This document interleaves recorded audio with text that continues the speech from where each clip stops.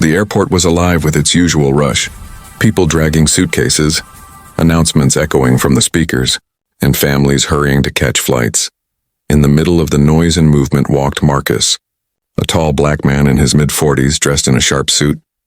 His calm stride and confident presence stood out. Yet he wasn't the kind of man who needed to show off. He carried himself quietly, the way only someone with true success does. Marcus was a CEO, the head of a powerful company that spanned across industries, from finance to technology. His name was well respected.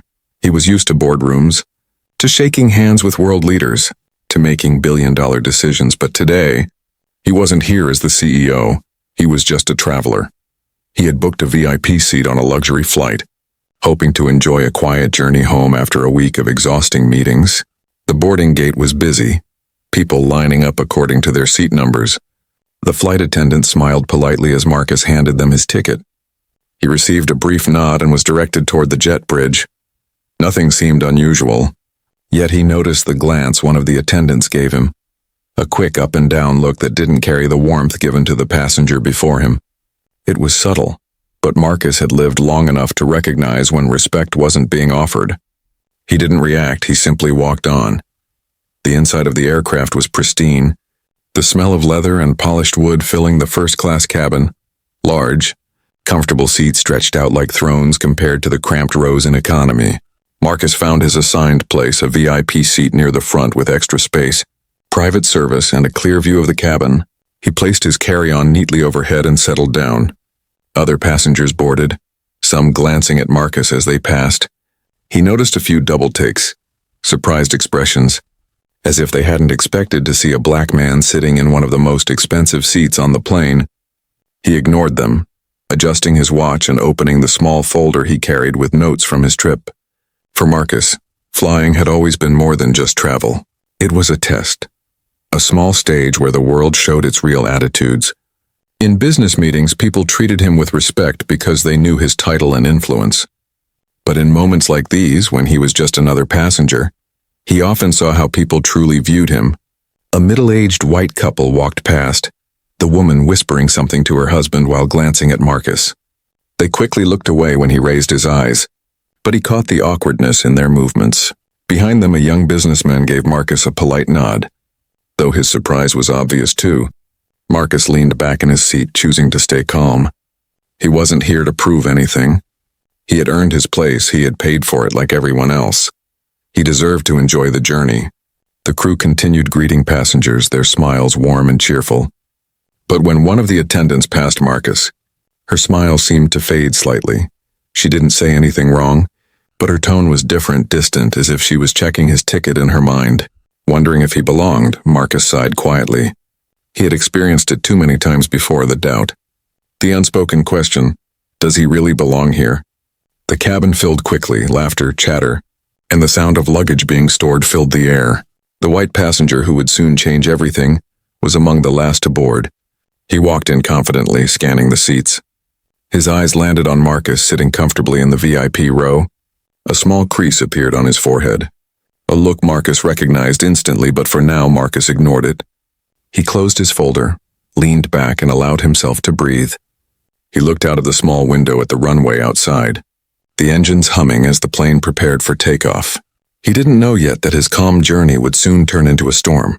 For Marcus, this was just the beginning of a flight he thought would be like any other.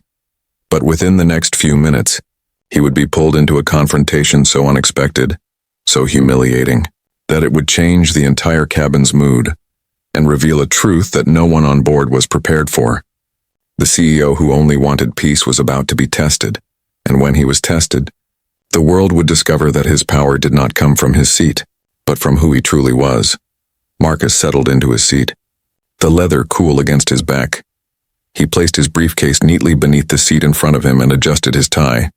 To anyone else, this was just another flight. But to Marcus, the little details always mattered. He carried himself the same way he did in boardrooms, with calm control and quiet dignity. The first-class cabin buzzed with small talk as more passengers filed in. Attendants moved up and down the aisle, offering polite greetings. Their smiles looked genuine for most. But Marcus noticed something subtle in the way a few of them glanced at him. It wasn't open hostility. No one dared to show that directly. It was something quieter, sharper, a pause in their tone, a hesitation in their smile. The kind of look that said, "Are you sure you belong here?" He'd seen it before, too many times. Marcus was no stranger to the quiet sting of judgment. He could walk into a 5-star hotel lobby, a luxury restaurant, or a private meeting, and still, there would be those looks. The ones that doubted him before knowing who he was. As he leaned back, a man seated 2 rows ahead peeked over his shoulder, staring just long enough to make Marcus notice. The man's wife whispered something into his ear, and they both shifted in their seats. Marcus caught the words, muffled but clear enough. "Strange, isn't it?" He didn't react. His years of experience had taught him patience. To confront every slight, every disrespect, would mean exhausting himself endlessly. Instead, Marcus kept his composure. He opened the in-flight magazine, pretending to read, though his mind stayed sharp, observing every movement, every expression around him. Not long after, another passenger entered, a young man in a tailored suit. He looked confident, self-assured. His eyes scanned the VIP section quickly, landing on Marcus with a flicker of surprise. His brows raised for half a second before he smiled stiffly and nodded. Marcus gave a polite nod back, but he noticed the hesitation behind the man's greeting. The flight attendants continued preparing the cabin. One of them approached Marcus with a forced smile. "Sir, can I see your boarding pass again?" she asked, though no one else around him had been asked the same. Marcus reached calmly into his jacket pocket and handed it over. The attendant scanned it quickly, her cheeks flushing slightly as she realized it was correct. She forced another smile, "Thank you," before moving away. Marcus leaned back, sighing quietly. It was always the same dance: doubt, surprise, discomfort. And though he never showed it, it weighed on him. He wasn't just any businessman in that seat. He was a black CEO, one of the few in a world that still judged before it listened. As more passengers entered, he felt the stares. Some subtle, others direct. A few smiled politely, but others seemed almost offended by his presence. Marcus could feel the silent question hovering in the air. How did he get here? But Marcus stayed calm. His phone buzzed in his pocket. A message from his assistant reminding him of a meeting waiting on the other side of this flight. He smiled faintly at the thought. He wasn't just traveling. He was heading to make decisions that would affect thousands of employees, millions of dollars, contracts that shaped industries. And yet here he was, judged by strangers because of the color of his skin. He rested his hand lightly on the armrest, gazing out the window at the runway lights flickering in the distance. He reminded himself of something his father used to say. "You don't prove your worth by arguing. You prove it by living so well that they have no choice but to see it." But this flight would test that patience far more than he expected. As the last of the passengers boarded, the atmosphere grew heavier.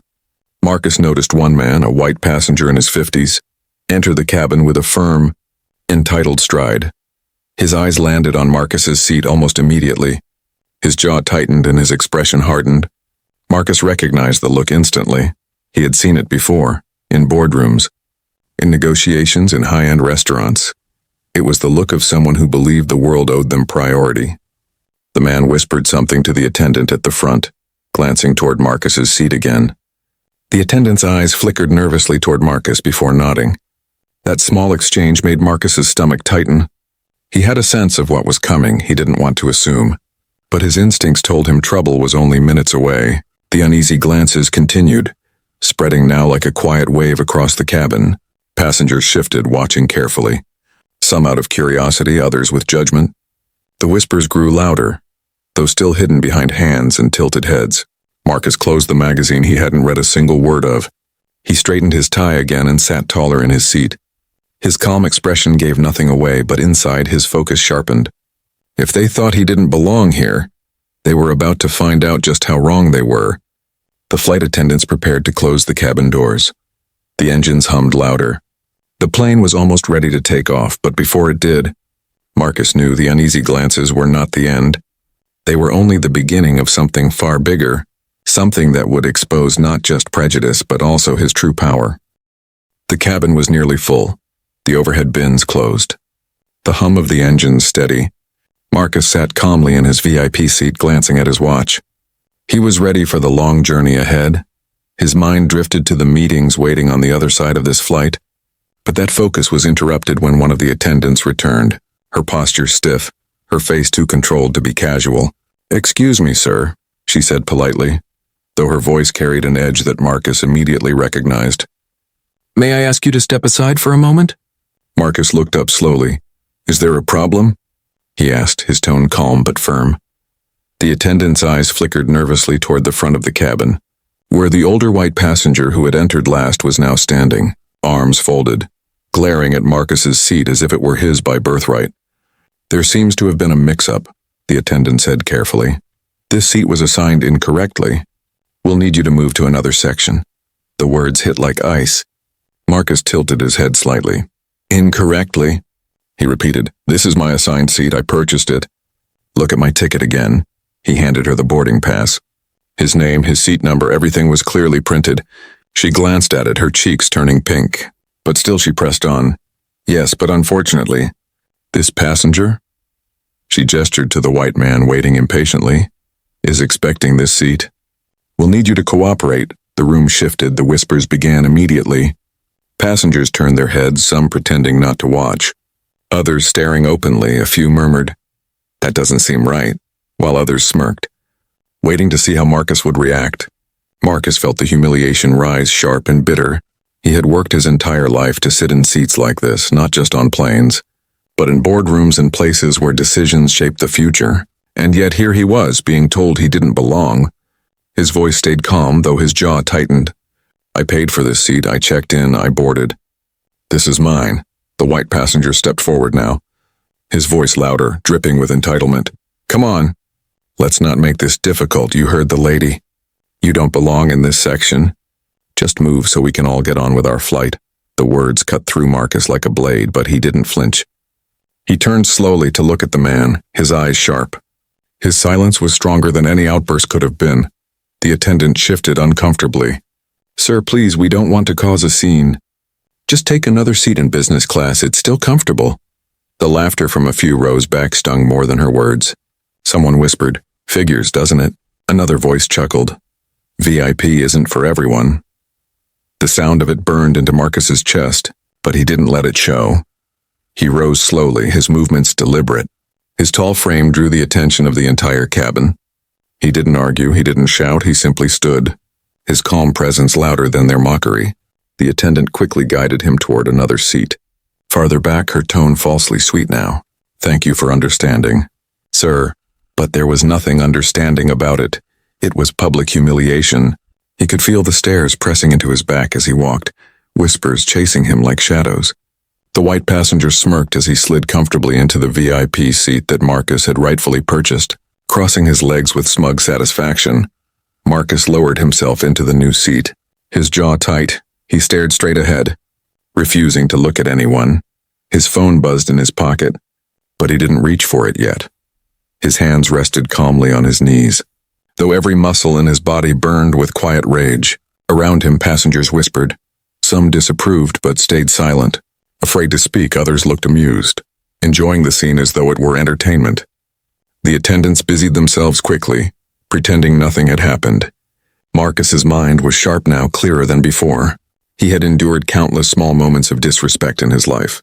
But this was different, this was deliberate, this was public, and it would not go unanswered. The engines roared louder, the plane preparing to taxi. But Marcus wasn't thinking about the flight anymore. He was thinking about the weight of the name he carried, about the company he led, about the power that everyone in this cabin had underestimated. They thought he was just another passenger, someone easy to dismiss. But they had no idea who they had humiliated. Marcus sat back slowly, his expression calm again, almost too calm. He wasn't going to fight here with raised voices or angry words. No, his response would be sharper, colder, unforgettable, and soon, everyone on that plane, including the arrogant man in his stolen seat, would discover exactly who Marcus was. Marcus lowered himself into the new seat the attendant had pointed him to. His movements were steady, controlled, but inside his chest a storm brewed. He could feel the burn of dozens of eyes on him, whispering, judging, amused at the sight of a black man being pushed from VIP for someone else. The white passenger, now settled in Marcus's original seat, leaned back with smug satisfaction. He stretched his legs, called for a glass of wine, and acted as though nothing unusual had happened. The entitlement on his face was impossible to ignore. Marcus didn't look at him. He didn't look at the attendants either, who rushed about pretending everything was normal. He sat quietly, his hands folded, his jaw set. He had learned long ago that silence can be louder than any protest. But this silence wasn't just for him, it was for them. The longer he stayed calm, the more obvious their injustice became. A few passengers shifted uneasily. One woman whispered to her husband, "That wasn't right." He showed his ticket. Her husband frowned but said nothing. Another young man leaned forward in his seat, watching Marcus with wide eyes, as though realizing for the first time how deep discrimination could cut. But others weren't as sympathetic. A man two rows back chuckled quietly, muttering to his companion, "Guess he should have known his place."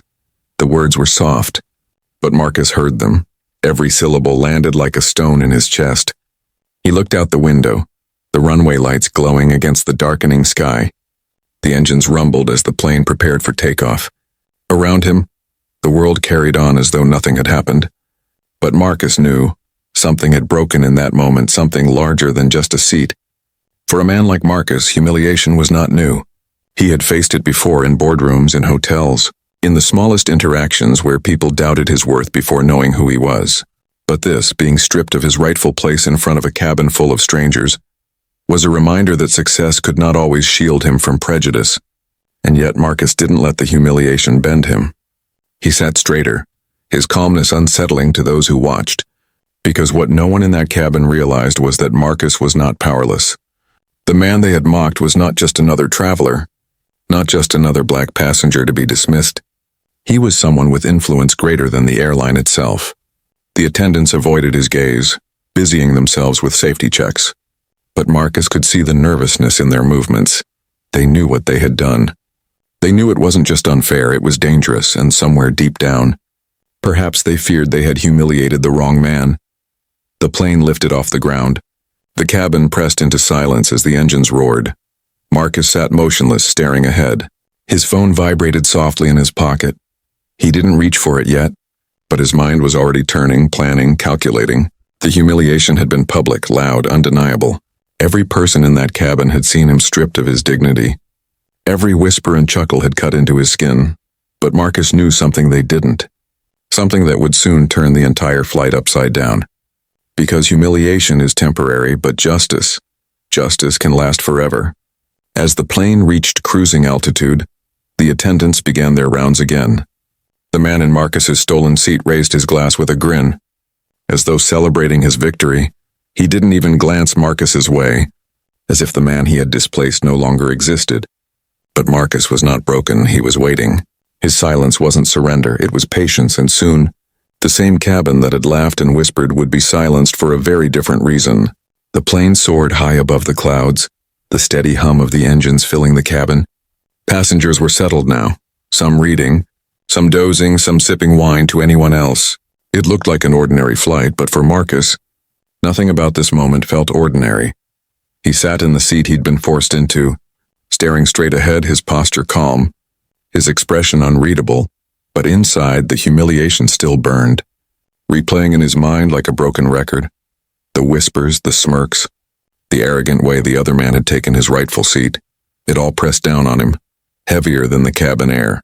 For years, Marcus had lived by one principle: never let anger speak before wisdom does. He had learned this lesson early in life. When lashing out had only made things worse, now, as a CEO leading thousands, his strength came not from shouting but from silence, calculated and sharp.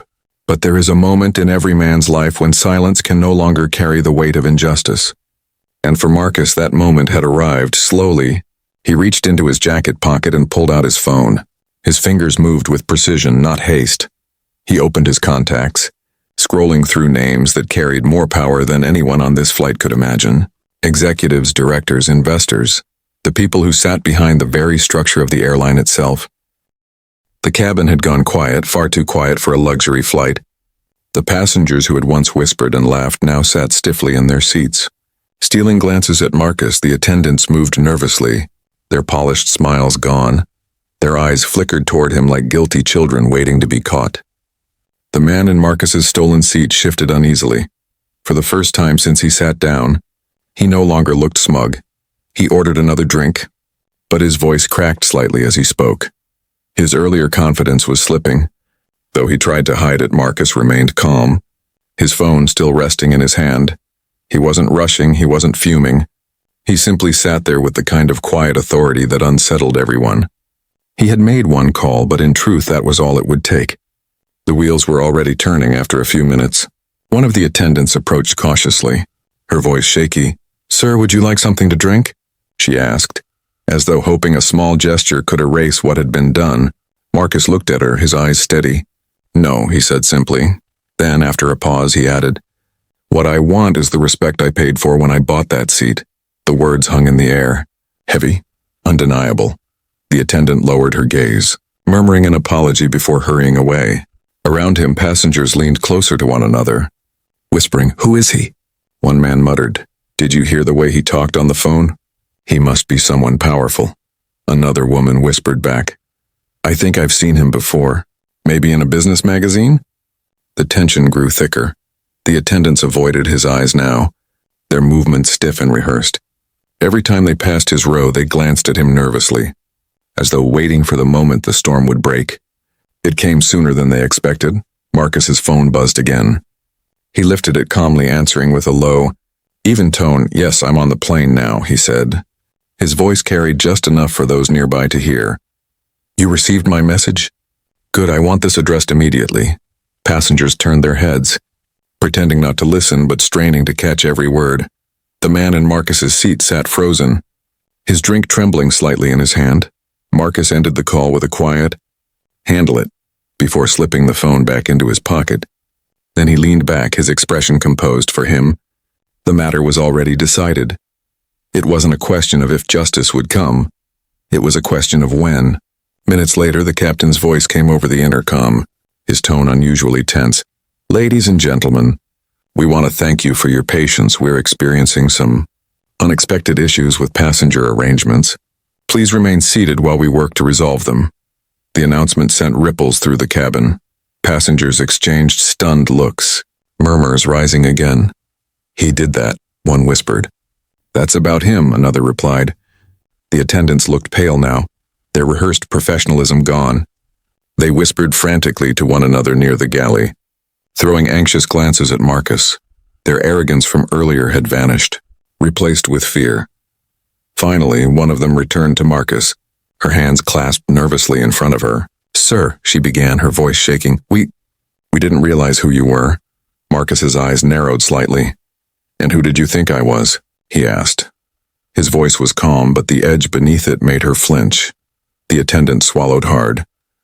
"We thought, well, we didn't know you were the Marcus Williams, CEO of Williams Global Holdings." The words hit the cabin like a thunderclap. Gasps rose from the passengers, whispers spreading instantly. "He's a CEO?" one voice said in disbelief. "Williams Global? That's a multi-billion-dollar company," another added. The man in Marcus's stolen seat nearly choked on his drink. His face drained of color, he shifted uncomfortably, suddenly unable to relax in the comfort he had stolen. Marcus leaned forward slightly, his eyes sharp. "So you thought I was just another passenger you could humiliate," he said evenly.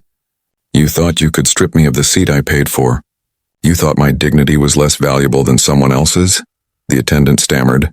"Sir, we didn't mean—" Marcus raised a hand, silencing her. His voice was calm but firm.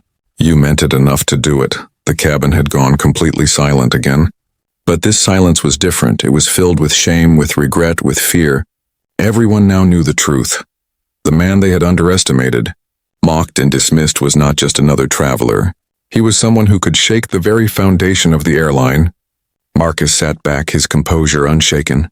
His revelation had done its work. The power dynamic in the cabin had shifted completely. No one dared to laugh. No one dared to whisper. Every eye was fixed on him with a mixture of awe and fear. And in that silence, Marcus knew the moment for consequences was only just beginning. The revelation hit the cabin like a lightning strike. The passengers were still whispering Marcus's name, some stunned, some ashamed. The attendants moved stiffly now, their polished confidence broken. They had not only humiliated a passenger, They had humiliated the CEO of a company powerful enough to destroy their careers with a single call. Marcus sat calmly, his phone resting in his hand. He didn't look angry, he didn't raise his voice. That calmness was more terrifying than rage. It was the calm of someone who knew he held all the power. The man in Marcus's stolen seat shifted uncomfortably. His earlier arrogance had melted into nervous silence. He avoided looking at Marcus, his smug grin gone. He looked small now, trapped in a seat he no longer felt worthy of. Marcus's phone buzzed again. He answered it smoothly, his tone steady. "Yes. I'm on the flight," he said, pausing to listen. "Good. Then proceed as we discussed." His eyes flickered briefly toward the attendants, who were now whispering anxiously near the galley. The passengers leaned in, unable to hide their curiosity. The man behind Marcus whispered to his wife. "He's giving orders mid-flight." The wife nodded, her eyes wide. "I think the airline's executives are already involved." Marcus ended the call with a short, sharp, "I'll expect confirmation before we land." Then he slipped his phone back into his pocket. He finally turned his gaze toward the attendants. His eyes cold, his voice calm but cutting. "You thought you could humiliate me," he said quietly. Yet everyone around him heard it. "But you didn't humiliate me, you humiliated yourselves. You showed this entire cabin who you are." The lead attendant, her face pale, tried to speak. "Sir, we deeply apologize." Marcus raised his hand, silencing her. "Save it," he said evenly. "Your apology isn't worth the air you're wasting. Actions have consequences, and yours are already on their way." The passengers gasped softly, the weight of his words settling into the cabin. Some glanced at the attendants with pity, others with judgment, but no one doubted Marcus now. His authority filled the space. Moments later, one of the attendants returned, her voice trembling. "Sir, we've been informed that airline headquarters has been contacted. They are aware of the situation." Marcus tilted his head. "Good," he said simply. He leaned back, his composure intact. His silence spoke louder than their panic. The man in his seat finally broke, his voice shaky. "Look, I didn't know who you were," he muttered. His arrogance was gone. His words dripped with fear. Marcus turned his head slowly, meeting his eyes. "You didn't need to know who I was to treat me with respect," he said. "That's the difference between you and me. I don't need a title to see the worth in someone. But you only respect power when it's too late." The man dropped his gaze. Unable to reply, the shame on his face was clear for everyone to see. The attendants huddled near the front, their nervous whispers impossible to hide now. They were being updated in real time, and it was clear their fate was already sealed. They weren't running this flight anymore. Marcus was. The other passengers shifted in their seats. Some sat straighter, realizing they were witnessing something unforgettable. A few even clapped quietly, as though acknowledging the justice unfolding before their eyes. Marcus stayed calm, but inside he felt the storm of years of similar humiliations. This moment wasn't just about him. It was about every time he had been doubted, every time someone had looked at him and thought he didn't belong. Now he wasn't just proving them wrong, he was ending it decisively. The hum of the engines filled the silence as Marcus leaned forward slightly, his voice low but clear. "Before this flight lands, the people responsible for this will no longer hold their positions. That, I promise you." The words sent another wave of gasps through the cabin. The attendants froze in place, their faces pale. The man in his stolen seat gripped the armrest. Sweat beading on his forehead, Marcus leaned back again, his face calm, his posture steady. He had delivered his sentence, and there was no doubt it would be carried out. The passengers looked at him with new eyes, not just as a powerful CEO, but as a man who refused to be broken. His dignity had been stolen for a moment, but in return, he had taken back control in a way no one expected. And as the plane cut through the clouds, the silence that filled the cabin was not humiliation anymore. It was fear, awe, and respect, all because Marcus had chosen not to fight with anger, but with authority. By the time they landed, everyone on board would remember this flight as the day the staff crossed the wrong man, the day humiliation turned into consequences. The plane descended slowly, the captain's voice calm but tight as he announced they would be landing shortly. But inside the cabin, no one felt calm. The air was thick with tension. Every passenger sat upright, some sneaking glances at Marcus, others staring at the attendants who now looked pale and restless. Marcus sat in his seat, steady and composed. His silence carried more weight than any shouting could have. He had made his call, and everyone knew the consequences were already in motion. The attendants whispered near the galley, their hands shaking as they prepared for landing. Their earlier arrogance had vanished completely, replaced by fear. The man who had stolen Marcus's seat sat stiff. His drink untouched, his smug smile was gone. His eyes darted nervously from Marcus to the attendants. He tried to shrink into the leather chair that once felt like a throne but now felt like a trap. As the plane began its descent, Marcus finally stood. His presence commanded the entire cabin's attention. The murmur stopped instantly, his voice was calm, but each word carried like thunder. "You all saw what happened," Marcus said. His gaze swept across the passengers. The attendants, even the man in his stolen seat. "You saw how quickly respect was stripped away from me. Not because I was wrong, not because I didn't pay, but because of who I am." He paused, letting the silence grow heavy. "This is not about a seat, it is about dignity. It is about the way we see and treat one another. And today, you learned something. Power doesn't always wear a name tag. It doesn't always come with a title. It can sit quietly in a chair, and you will never know until it is too late." The passengers listened in stunned silence. A few lowered their eyes, ashamed of how they had laughed earlier. Others nodded, visibly moved. Marcus's gaze turned to the attendants now, his voice sharp but steady. "You failed in your duty, not because of a mistake, but because of your bias. You thought you could humiliate me. You thought no one would notice, but now the world will notice. Your actions don't represent service, they represent prejudice. And prejudice has no place here." The attendants swallowed hard, one of them wiping at her eyes. They had no defense, no excuse that could erase what they had done. Marcus turned toward the man in his seat, his voice quiet but cutting. "And you," he said, "you believed you were entitled to what wasn't yours. You believed respect was yours by default. But respect is not given, it is earned, and today, you earned nothing but shame." The man's face burned red. His lips parted, but no words came. He sat frozen. Small and powerless, Marcus straightened, his tone calm again. "I don't seek revenge, I don't need it. Because justice doesn't come from anger. It comes from truth. And the truth is already moving faster than this plane. Before we touch the ground, the people responsible will already be removed. That is not a threat, it is a fact." The passengers gasped softly. The attendants looked down, trembling. The man in Marcus's seat stared at his hands. Avoiding eye contact, the captain's voice returned, announcing their final approach. The cabin braced for landing, but all anyone could think about was Marcus's words. They had watched arrogance collapse into fear. They had watched quiet dignity become unshakable power. When the wheels touched down, the tension grew heavier. The plane slowed, the runway lights flashing outside the windows. Moments later, an announcement crackled through the intercom. But this time it wasn't the captain. It was the ground supervisor, his voice formal and cold. "Attention passengers, upon arrival, we request the cooperation of certain crew members for immediate deboarding. You are being relieved of duty." The attendants froze. Their faces pale, the passengers gasped again. It was true. Marcus's call had reached the top, the consequences had arrived instantly. Marcus gathered his briefcase calmly. He didn't look at the attendants. He didn't need to, their fate was sealed. Their regret was written all over their faces. As the plane taxied to the gate, passengers began to clap quietly.